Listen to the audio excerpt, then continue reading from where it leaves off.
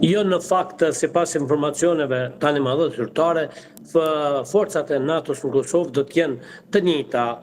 në aspektin struktural, përfshi edhe numrin e tyre, derisa nuk do të ketë një matje të re për ndonjë situatë të re e cila mund të zhvillojë në të ardhmen. Thjesht forcat e NATO-s në Kosovë, të cilat veprojnë përmes KFOR-it në baza të rregullta, kanë raportet të tyre, të cilat kualifikojnë situatën e sigurisë në bazë të atyre kualifikimeve edhe ndërmerren veprime konkrete për zgjerimin apo shtimin e numrave të tyre. Në këtë rast, ajo që dihet deri më tani do të vazhdohet të tutje me të njëjtat baza të NATO-s në Kosovë, me të njëjtat njësi të ushtrive të anëtare të NATO-s në Kosovë dhe po për Shtetet e Bashkuara të Amerikës ndjes që ndërpres. E kisha më shumë në raportet mes Shteteve të Bashkuara të Amerikës dhe Kosovës, qoftë në kuadër të NATO-s, por qoftë edhe në raportet direkte Shtetet e Bashkuara Kosovë. Nuk do të ketë asnjë zvogëlim të numrit të pjesëtarëve të ushtrisë amerikane që veprojnë në kuadër të NATO-s në Kosovë dhe nuk do të ketë as rritje derisa nuk do të kemi një kualifikim të ri, por do të mbetet, domethënë e angazhuar SBA-ja në rast se do të ketë nevojë për shtimin e forcave të saj. Ajo që është shumë me interes për ta përmendur se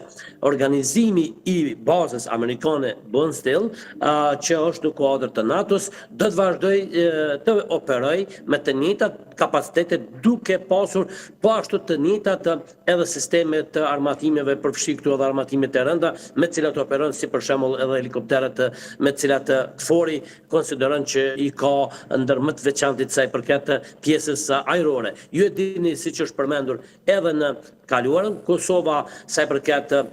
sigurisë ajrore apo mund të themi sistemit kundërajrore do të mbulohet nga baza në Rumani, çka do të thotë se e gjithë angazhimi mbetet i njëjtë dhe padyshim që